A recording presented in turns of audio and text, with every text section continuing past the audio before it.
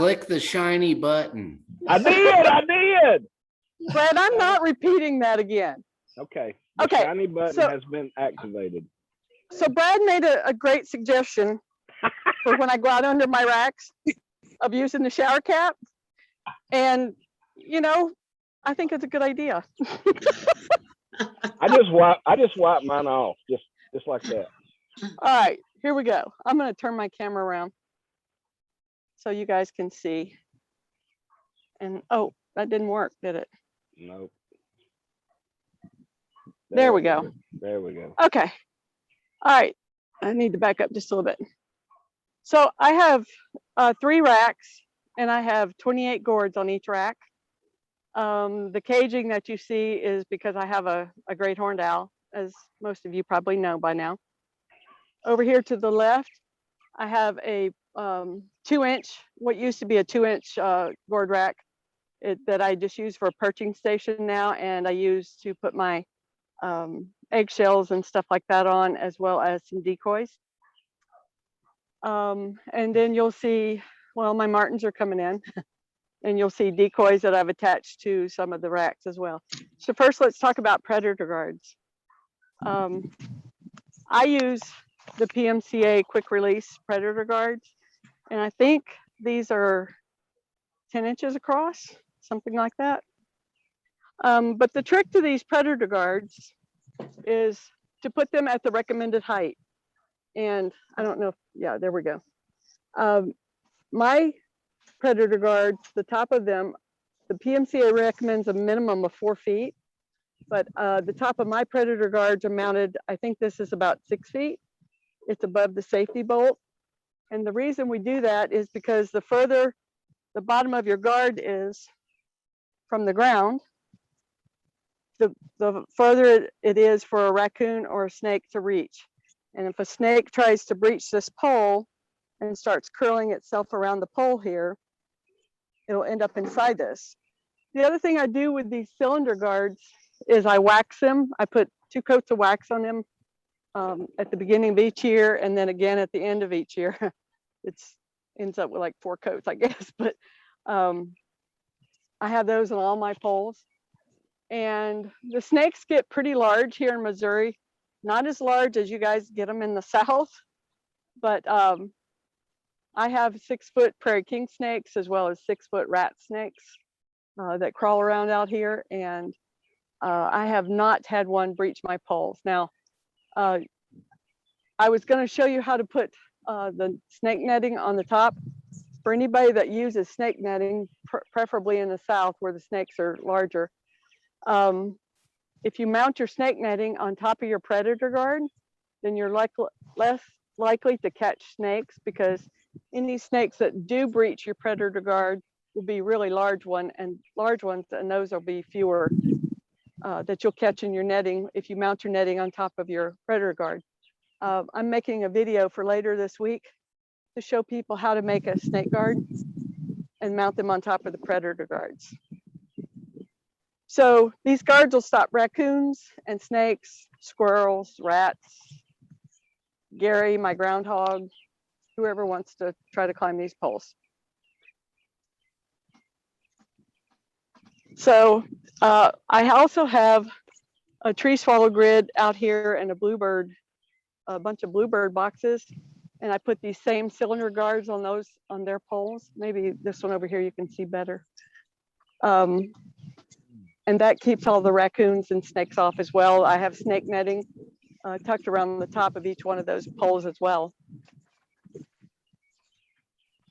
So are there any questions about predator guards?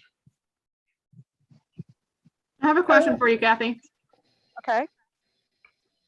What is the distance between your winch down there near the ground and the top of the guard? I'm just curious. You mean the net height? Yeah. The height difference, the distance between the two.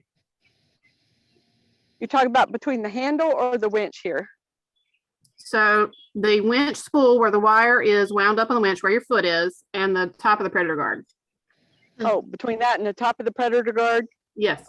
It's 5 feet. Oh, Yeah, okay. It's got to be 4 or 5. Mm-hmm. Yeah, it's 5 feet because the winch is a foot off the ground. I know that because we measured that mount when we put them on there. Mm-hmm. And then the top of my guard here is 6. So that Mhm. leaves 5 feet. I think that's really great. I also wanted to point out, I see so many folks that put their winches under their predator guards and they're right up next to under the predator guard. And it's really easy for a snake to use a winch body to get around the guard in that case. So I think what you've done here is really good. Thank you. Yeah, it's I wish I had some wood to knock on, but so far it's worked great for me. Knock on your Um, head. All right, hey.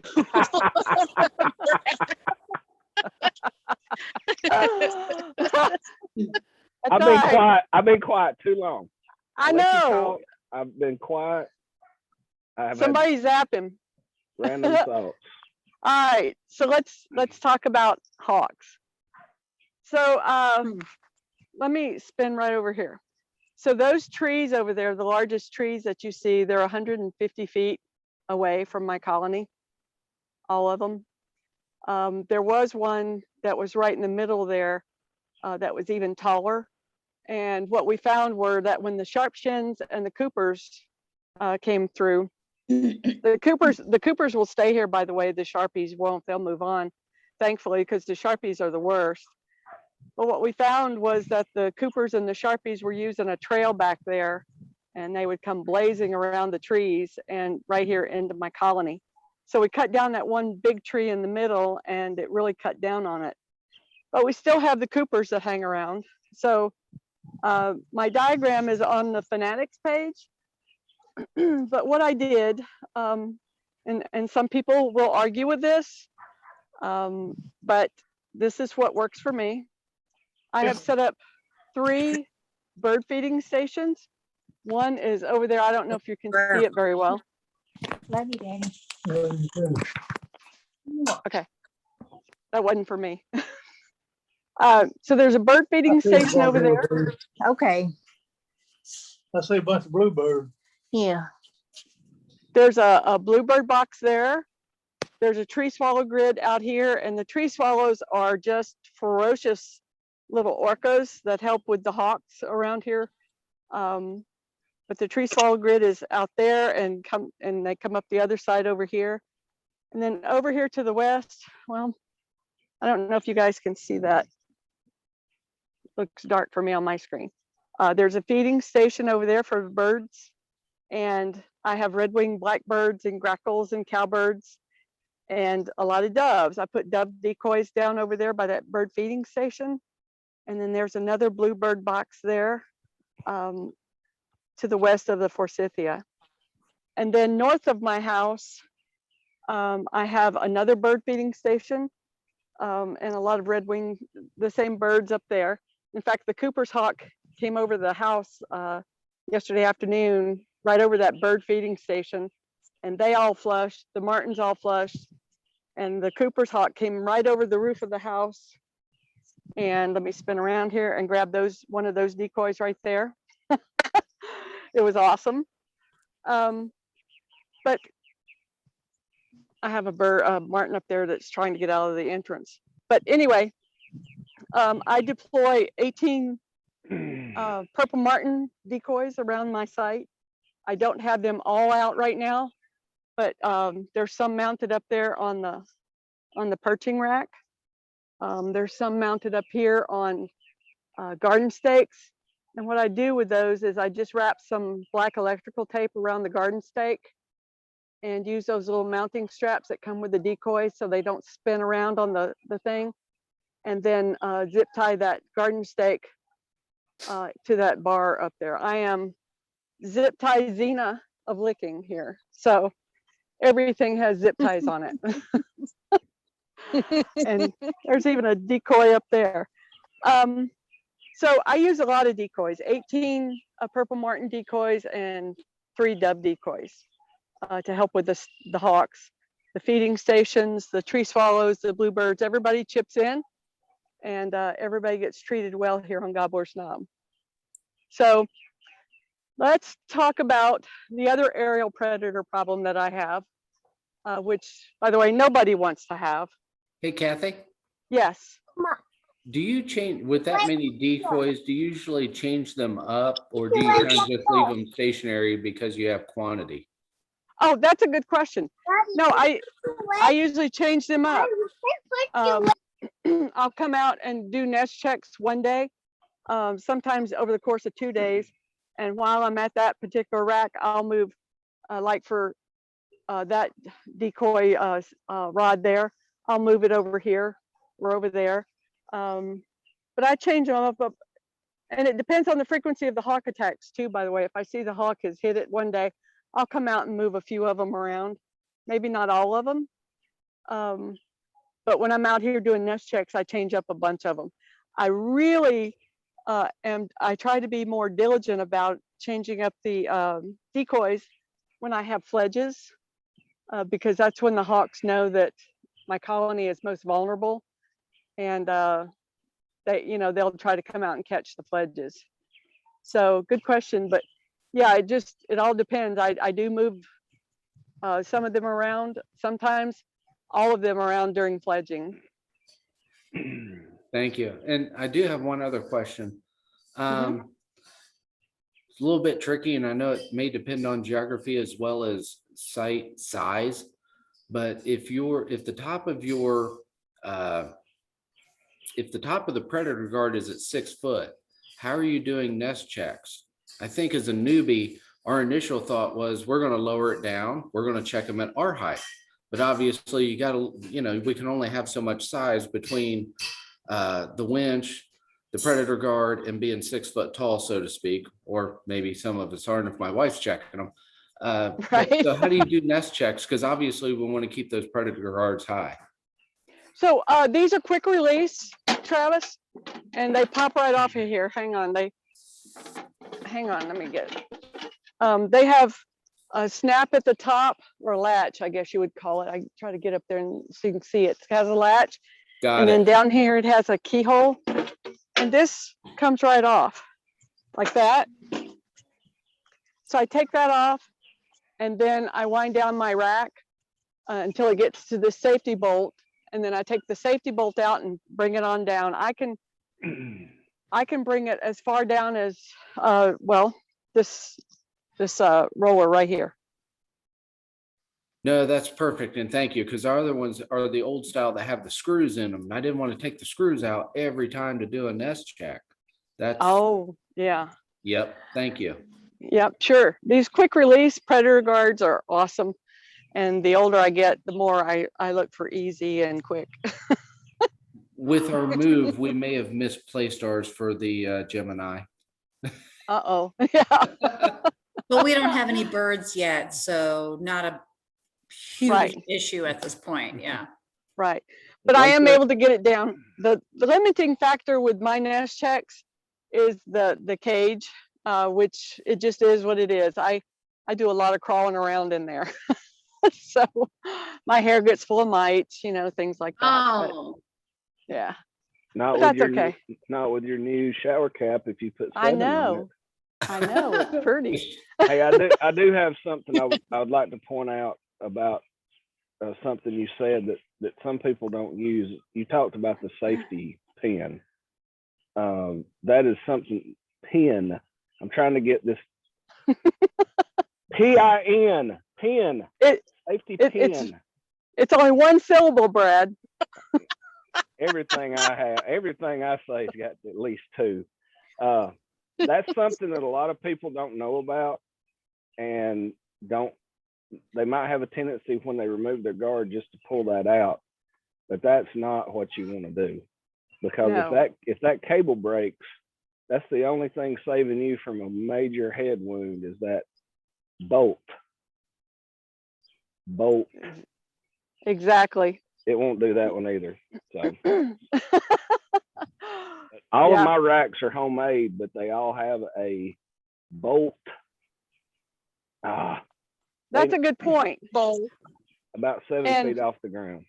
Yeah, that's a good point. I was going to mention that to our new member, Jimmy Dugan, the other day, who built those really nice racks, and ask him if maybe he had thought about that, because that is a good safety measure, especially Hi, when you that's have me. so much weight.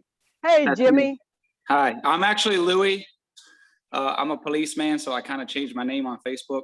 Ah, But very yeah, good. I thought about doing that. Actually, you know, but now that I see that you've done it, or is that stock to that rack? Yeah, Yes. it's stuck to that pole, yes. Okay, so yeah, then mine is homemade as well. So I'd have to add it like Brad did. But now, Louis, you used a 2-inch Schedule 40 pole, correct? I don't know. So when they built my steel garage, they left a couple pipe poles, so I utilized them. So I don't know Okay. what schedule it is, but it's Okay. the inner diameter is 2 inch, the outside diameter is 2 1/4. Okay, that's not quite Schedule 40, but yeah, I have 5 racks that way, and I just drilled a 3/8 hole through them about 7 feet off the ground, and I just have a grade 8 bolt. But Okay, I'll leave it in there all the time. That way I don't lose it. that makes sense. And I've never had a cable break, but it's going to happen one day. Sure, absolutely, absolutely. So, yeah, with my owl problem, and that cage up there, all the hardware, I think we weighed it, it was like 38 and something pounds. We just called it 40 pounds that we've added up there for protection. So it's even more imperative for me to have that safety Yeah, bolt that's in heavy. place. Yeah. And I also keep my rack, well, I don't know if you can see it. Hopefully you can see it. I keep my racks about 2 feet down from the ultimate stop at the top. Just because of the wind load here in Missouri, we get pretty good winds through here sometimes. And that helps with the pole bendage. So anyway, the racks, the cages are up there because of the great horned owl that I've been dealing with since 2014. It works for me, and it's been what has really saved my colony. In 2014, if I would have just left everything wide open to her, I probably wouldn't have a colony today. I probably wouldn't have had a colony since 2015 or 16. But we put the cages on, and that stopped her. And then she finally figured out that she could come out up from underneath. And I have video from my house showing her actually walking around out here in the yard and staring up at those gourds lusciously. And she actually flew up inside the cages. And once she started doing that, I built these, I call them cargo nets, and put those on there. And she never has gone up inside of those. The squares are 14 by 14. And a great horned owl has a wingspan, I think is it 36 or 42, Courtney? I don't know if you remember, but it's a lot wider than 14 inches. So she has not gone up inside of there yet. Yeah. Unless she finds a way to her way through those 14-inch holes, that's what the way they're going to stay right now. So that's how I protect from the owl. All right. So let's see. Have I missed anything? Anybody have any other questions? I want you to explain your tree swallow grid. How far apart are the houses? Okay, so I'm going to talk about the bluebirds first, because I learned when I first started moving in out here that bluebirds require a territory of 300 feet. And then when I got on the PMCA forum, I learned about tree swallows and what a pain in the butt they were for purple martin racks. So I started doing some research, and a tree swallow has a territory of 50 feet, and you can set up a grid with your tree swallow boxes 100 feet apart in each direction. So I started plugging in tree swallow boxes. I don't know if you guys can see those. It's getting dusk out here. So I started plugging in tree swallow boxes 100 feet apart. And my husband wasn't really happy about it because this Missouri soil is like digging through rocks all the time. And we got as far out there, and we quit putting up more boxes. I did do a double box. I don't know if I can zoom in here. I'll try. Yeah, Can you guys see that double box? Okay. Yeah. Is that the one you had last year that was successful? Yeah, I had a bluebird on the right side and a tree swallow on the left side nesting together on a back-to-back post. First time ever. That's So awesome. Yeah, that was the first time it ever happened. You guys may know that we lost a lot of bluebirds here during the vortex in February, but I don't know if it'll happen again this year. But anyway, I usually have 7 pairs of tree swallows and 6 or 7 pairs of bluebirds. I don't know if I'll have that many bluebirds this year, but the tree swallows just swarm here. So they'll probably take up the empty bluebird boxes this year. The other thing I want to mention just real quickly is I monitor my site at night because of the great horned owl problem. I have these game cameras that I set up. It's pointed right now at the predator guards because I want to see if I can get a video of a raccoon trying to climb up these cylinder guards and post it. But when I first was figuring out about my great horned owl, I had them aimed up at the racks up that way. And I had 5 Browning game cameras and I keep these going all the time at night just so I can monitor what's going on in my yard. And that's usually what I tell people if they suspect that they have an owl problem, is set out a game camera first and see what's going on out there in your colony at night first before you invest in this, because this works. But I'll be the first one to admit it's a major pain for nest checks, but I do it. So monitor what's going on in your colony if you think something's going on first. I have a Do you question hear about the owl? Sorry? Do you ever hear the owl, or you just had a suspicion? Oh no, I hear the owl a lot. The great horned owl. I've got tons of video on my YouTube channel of the owl actually attacking my trendsetter and my gourd racks. I'll post some links to that. It's if I didn't hate her eating my martin so much, it would be pretty impressive.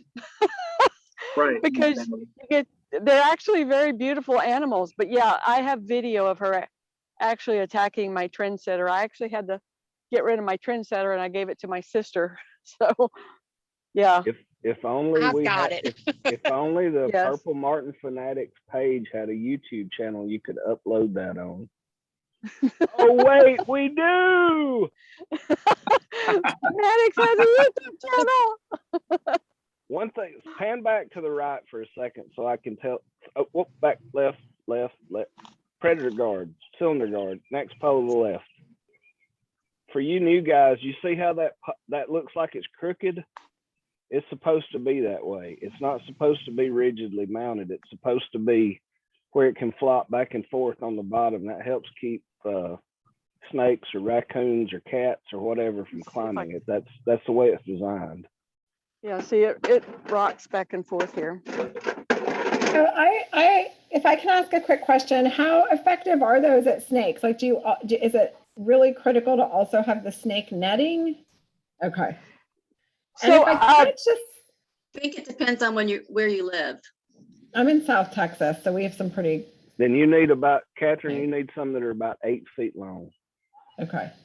and snake netting and an electric fence. So If I catch a snake in the snake netting, what do I do?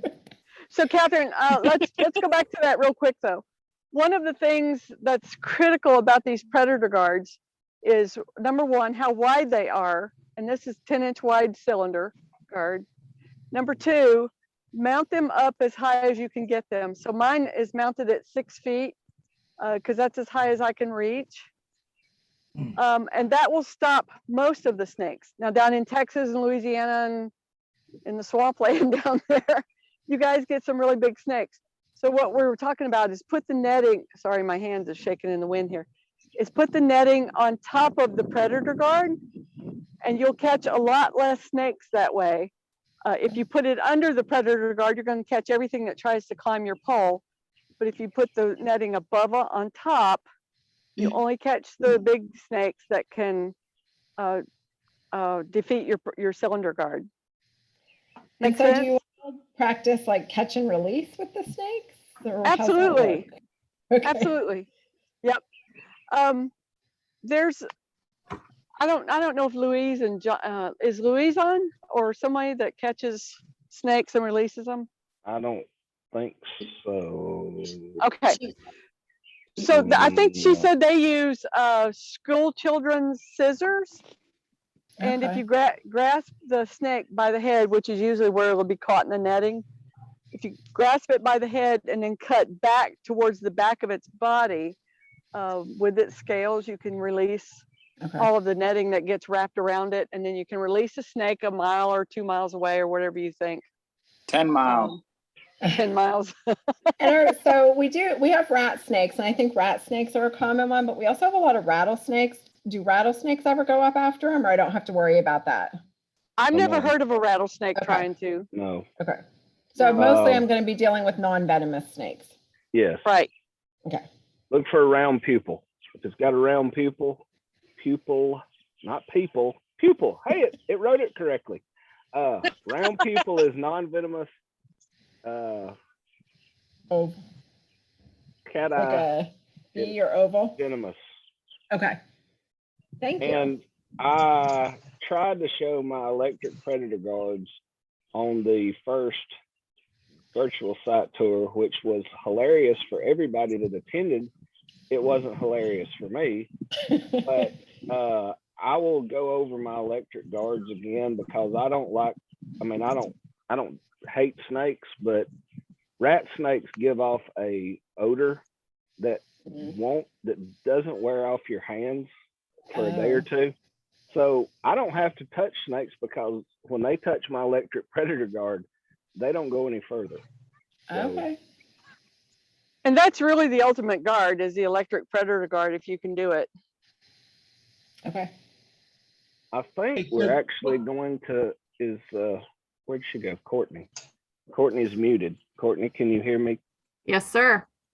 We haven't announced this officially yet, but we're going to have a joint virtual site tour electric fence predator guard tutorial with Courtney's Purple Martin organization in the great state of North Carolina sometime soon. Awesome. Good. I would be really interested to learn more about the electric predator guards. People are afraid of them, and I guess I understand that, but I have been around them literally since I was a young child, and they are not dangerous at all. It's a high voltage, very low amperage. Amperage is what kills you, voltage is not. Voltage just gets your attention, so they're very safe. And you have them on your Bluebird. I have them on everything. And Our do they, oh, sorry. Go ahead. No, I'm sorry. Do they kill the snake or just scare No. it and it leaves? No, they do not kill the snake. I've never found a dead bird. I saw a mockingbird get into one in my backyard one day, and it did stun it for about 2 or 3 minutes, but then it flew away. So Okay. martins, I've never seen a purple martin get into one of them, but they've almost had to because they go down to the ground and collect nesting material. But I've never seen one. I've never seen a dead purple martin or any other dead animal because of an electric predator guard. And we have a serious electric fence charger. It's a big boy, designed for keeping cattle contained. So if it won't kill them, Oh, wow. a homeowner variety won't for sure. Okay. Thank you. Okay. Anything else? Kathy, I have a question for you. Okay. Back to the owl situation. What was your very first indication that you had a problem? And could you discuss that for anyone else who may have not gone through this before? Yeah. So good question. I think it was 2014, early in the season. And I found 2 great horned owl feathers in my yard. Actually, they were way over there. And I thought, oh, he's over there doing something. He's not over here. That was dumb because he was. And then a couple months later, after I started filling up, I had my trendsetter house sitting there where the most left pole was. And the trendsetter had all the adult pairs in it. And I started noticing that I had less birds in that house, which was really unusual because everything else was filling up, but the trendsetter was not filling up. And then I had found some blood on top one night. And so that's when I first went and bought game cameras. And sure enough, within a week, the game cameras caught the great horned owl rocking my trendsetter and scaring the birds out of the trendsetter. So that, and I have those pictures still. And I jumped on the PMCA forum on a Friday night crying, begging everybody to help me. But anyway, that was the start of the story with the great horned owl at Gobbler's Knob. Kathy, Yeah. do you ever lower those racks further than that for storm protection or anything? Yes, I do. I've had them all the way down to the ground. And we did some banding here from 2011 to 2013 or 14. And we had the racks all the way down to the ground. And the martins were still feeding their young while we were banding nestlings. But yeah, I will lower them down past where the safety bolt is. If we have a storm coming through that's any more than, I don't know, 50, 55 mile an hour winds, those are 3-inch square poles. And they're pretty strong, but like I said, with another 40 pounds on top of each one, I just don't want to risk it. So I lower it down to the stops if we're going to have storms that, especially here in Missouri, you can get those straight line winds as well. Right.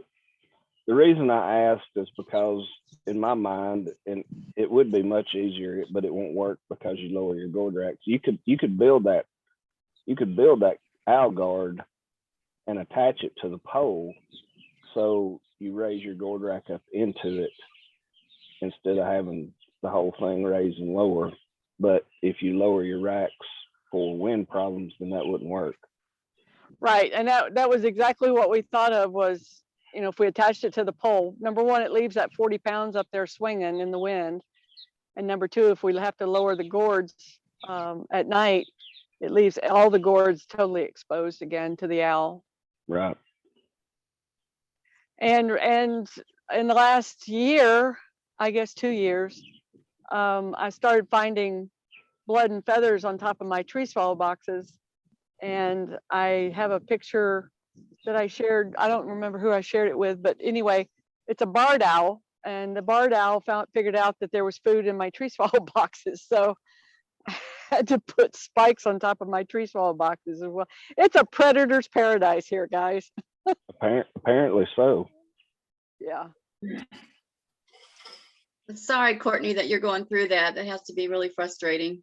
Yeah, it's extremely frustrating and heartbreaking. And I know Kathy knows how it feels. So Yeah. yeah.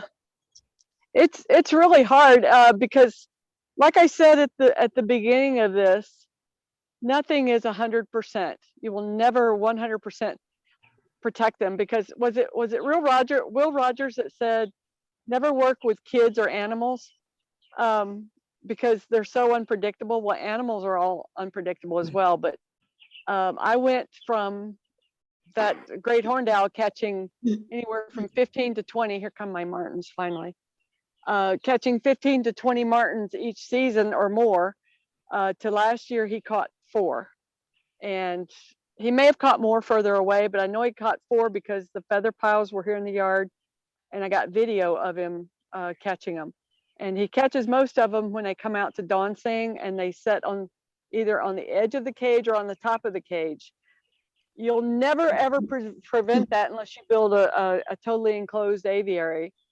And I figured, those are the ones that I lost, but at least he wasn't bouncing them out of the gourds and scaring them out, and just slaughtering them anymore. Well, you took an owl predation situation and turned it into a hawk predation situation. He's not able to prey on the martins like an owl would normally prey on the martins, which is beating the gourds and flushing the whole pole out in the middle of the night. He's picking 1 or 2 off occasionally like a hawk does. Right. And that's the advantage that the martins have during the day is they can hear the other alarm calls and they can at least flush and fly away and see where the hawk is. At night, it's like Godzilla beating on the front of your door, right? I mean, Right. who would stay inside there? Well, With- that's why but- owls decimate colonies and cause all the martins to abandon, and that's why hawks don't. I've never heard of a colony being completely wiped out because of hawks. Now I've had years here that have been pretty bad, and I would think, oh, next year's going to be terrible, but it's never happened, and I don't know anybody that has had a colony wiped out by hawks. But owls, yes. Yeah. Owls can cause complete abandonment. Raccoons can cause complete abandonment too. I met an elderly couple near Lake of the Ozarks, and they went away for the weekend, and 5 raccoons wiped out their 74 pair colony over a 4-day weekend. Wow. Yeah, no That's predator horrible. guards. Yeah, no predator guards. They called me and they said, we're trying to figure out what happened to our colony. They're all gone. Is it time for them to go? And it was like June. And I said, no, have you walked down to your poles to see if there's any signs on the ground? And they said, well, what should we look for? Well, raccoons will leave pulled off wings and blood and feathers and stuff like that. And sure enough, they came back and there was blood everywhere, wings pulled off everywhere, doors pulled off of their gourds and things like that. So yeah, it was complete Terrible. colony loss. Yeah. And feral cats do the same. Feral cats are awful. Yeah. My martins are trying to come in. I don't know what they're so high. So, all right. So anything else, you guys? I have one more. I have a question. Your tree swallow, your tree swallow and your bluebird boxes, do you put PVC predator guards on them, or do you put the hanging ones? I had PVC for 14 years, and that worked really well. Last year though, they started, and I waxed them too, by the way. But last year the PVC seemed to be breaking down. It was getting chalky. So this year I went to 8-inch stovepipe around each post now, and it kind of rocks back and Yeah. forth on the post. Yeah. Okay, that's what I do. But, all right. Yeah. thank you. Mm-hmm. Yeah, that aluminum. Wait, is it aluminum? Yeah. Is that aluminum or stainless steel? I don't know. The Ask my ones husband. on your gourd rack are aluminum, but if you bought stovepipe at say a Home Depot or Lowe's, it's galvanized steel. Galvanized steel. Okay. So yeah, I wax all of that too as well, and that makes it pretty slick. Put bird netting tucked up on the top side of it so a snake can't come up underneath either.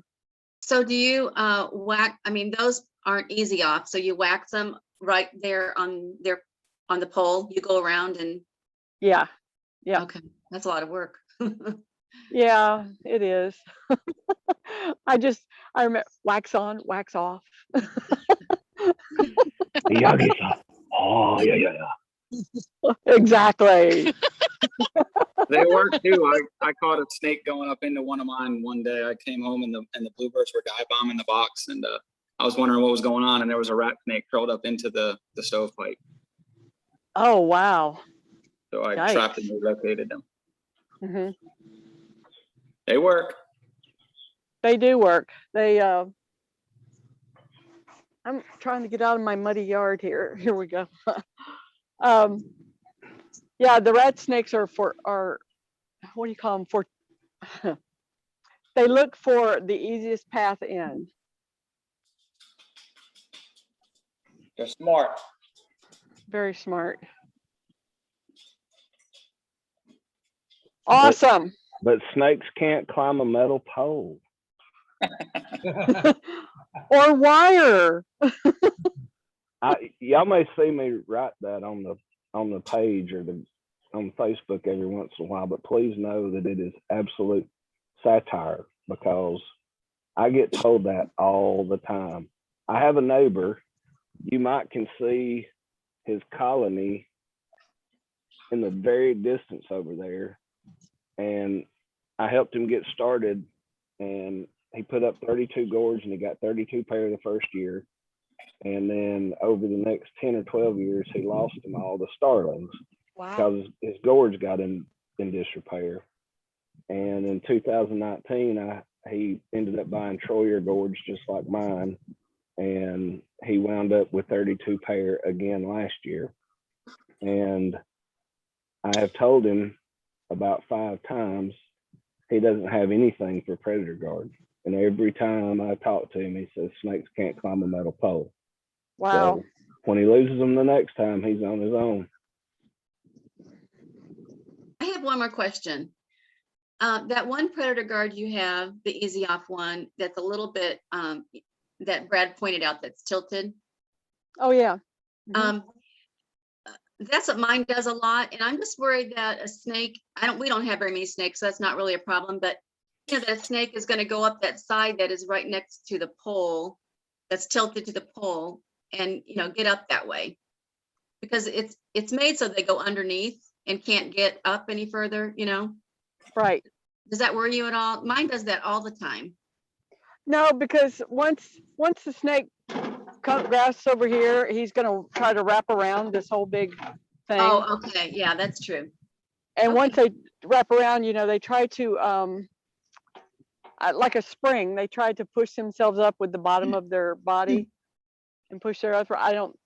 Okay. I've never had them do that, Tammy, and I think it's because we live in Missouri and Ohio.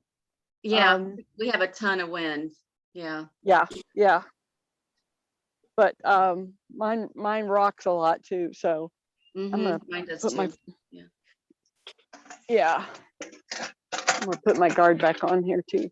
I think Kathy had a wardrobe malfunction.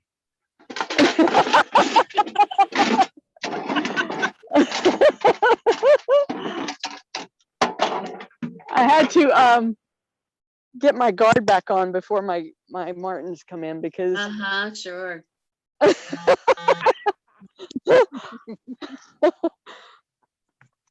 okay, I'm back. I would ask her where she stuck her phone, but I don't think I want to know. So It was a pocket. It was pocket.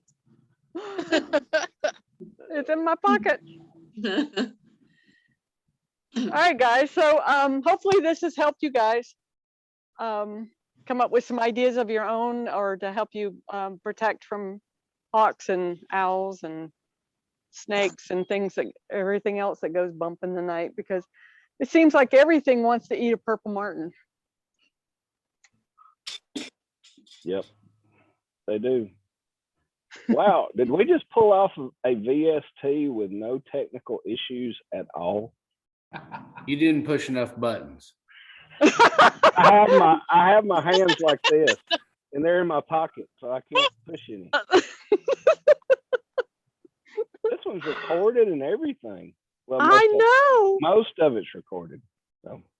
Kathy, go ahead. Kathy, that's a beautiful site. Oh, thank you. I appreciate that. We We really love it. It's really beautiful, and we strive every day to have something that looks similar to you. Beautiful. Thanks Well, for thank you. sharing. Thank you. I appreciate it. You're welcome.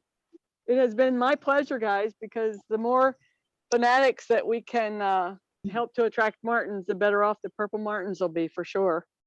Absolutely. Hey, Anna, did you see your martin again today? No, we did not. There they are. I think, honestly, I think it was flying through to Tammy's house. Probably so. Yeah. No, I've been playing chirp all day. The gourds are open, and I don't know what else to do. So It's just a matter of time. it is, yeah. We just have to be patient, but no sightings today. Hey, The Lisa. sub-adults. Go ahead. I was just gonna ask, is Lisa still on? Lisa, are you still on? Lisa, a Lisa is still on, but I don't know if the Lisa is still on. Okay. Right. We've had several that have left us. So, well, guys, I've had fun. Who wants to do the next one? Yeah, really. Volunteers? Brad, maybe you and I can co-host something if we can get this electric guard thing figured out. Sounds great. Sounds great.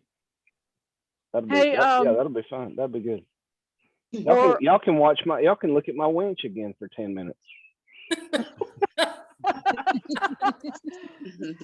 Hey, Louis, is it? Yeah. If you would like for us to check out your site, we would greatly love to have you show us your site. Okay. Yeah, I can do that. Now you have a public bluebird trail too, correct? Well, I volunteered with the Virginia Bluebird Society here lately, so that's why I checked this past weekend. Okay. We have a couple of bluebird trail people on board. Okay. I have Yeah, 5 absolutely. buses on my property. Bluebirds, tree swallows. We want to hear about it all. Of course. That would be fantastic. And I know one of the people that has a public bluebird trail is being very silent right now in hopes that I don't speak her name, lest she be volunteered for a site tour. Tammy. I could see her giving me the stink eye in that little bitty square. My trail isn't very big. I mean, I just have a few on a walking trail, but, and some around my property, but. It doesn't matter. Every birdhouse matters. All right, guys. All right, thanks everybody for coming. Fun. Thank you. you. Thank you. Thank you. Thank Guys. you. Thanks, See ya. everyone. Have a good evening. Wonderful. Thank you. Bye. Good night.